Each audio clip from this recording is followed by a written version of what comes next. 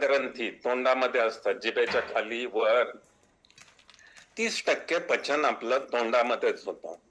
तेव्हा तुम्ही ज्यावेळी एखादा घास चावता त्याच्यामध्ये लाळ मिसळली जाते. इट इज मेकॅनिकल प्रोसेस इथे चालू होते. कट करायचं काम कट केलं जातं, मग तो घास मध्ये सलायवा म्हणजे लाळ मिसळली जाते आणि तो घास सॉलिड पासून लिक्विड होतो, सेमी लिक्विड बनवला जातो. म्हणून पूर्वीच्या काळी आपले म्हणायचे 32 वेळा घास चावून खा. कशासाठी? तो लिक्विड झाला पाहिजे. आणि वाक्य लिहून घ्या नेहमी की ड्रिंक युअर फूड आणि ईट युअर वॉटर.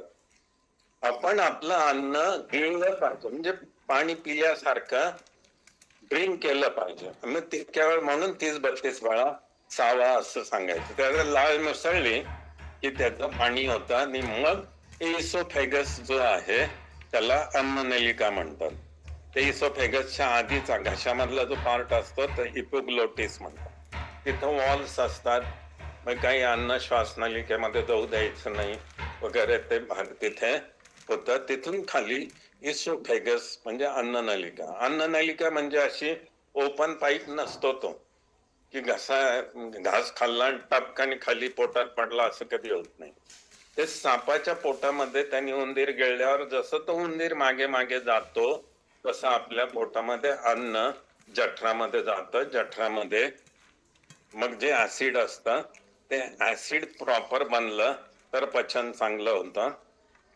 हा जो इसोफेगस आहे, अन्ननलिका आहे, ती पण चोकअप कधी कधी होऊ शकते. तिथं पण बेडके होतात, कफ होतो, काय होतो. नंतर ती पण साफ राहिलं पाहिजे. स्टमक मधलं ऍसिड पण व्यवस्थित झालं, स्टमकची हालचाल व्यवस्थित झाली पाहिजे. गॅल ब्लॅडर मध्ये पण पाचक रस तयार झाले पाहिजे. त्याच्या खाली पॅनक्रियाज आहे, त्याच्यामध्ये इन्शुलिन तयार झालं पाहिजे, ग्लुकोज तयार झाला पाहिजे. अन्नामधलं सगळ्या उपयोगी गोष्टी बाजूला करायच्या आणि निरुपयोगी. हे सेकंड डायजेशन 70% डायजेशन पोटात होतं आणि राहिलेलं 30% डायजेशन हे तुमच्या खाली जे गॅल ब्लॅडर ड्युओडेनम आहे, जठराच्या खाली 10 इंचाचा एक तुकडा असतो आतड्याचा, आणि त्याच्यामध्ये पॅनक्रियाज मधलं इन्शुलिन मिसळलं जातं ग्लुकोज मध्ये, आणि बाकीचा अन्नाचा भाग खाली मोठ्या आतड्यात जातो. तिथं त्या मोठ्या आतड्याला आतून काही पेशी असतात, त्याला विलाईज म्हणतात. त्या वळवळ करत असतात.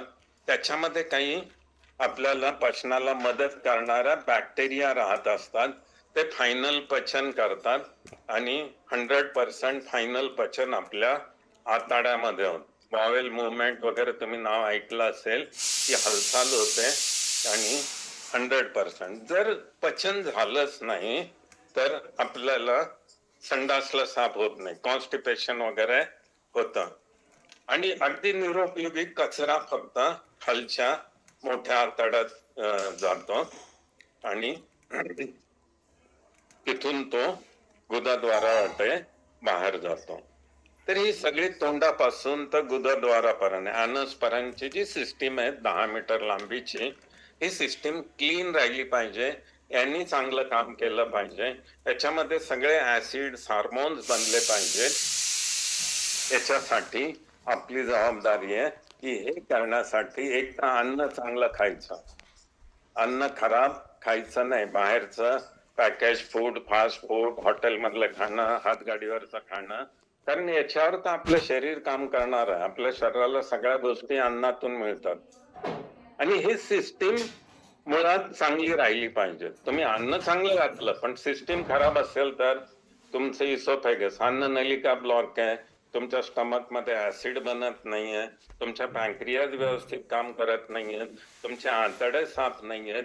तर हे सगळं साफ करण्यासाठी आणि डायजेस्टिव्ह सिस्टीम चांगले करण्यासाठी आपले जे प्रॉडक्ट आहेत ते आहेत aloe plus, aloe concentrate, fibre, activated fibre tablets, activated fibre complex powder, simply probiotic आणि त्रिफळा.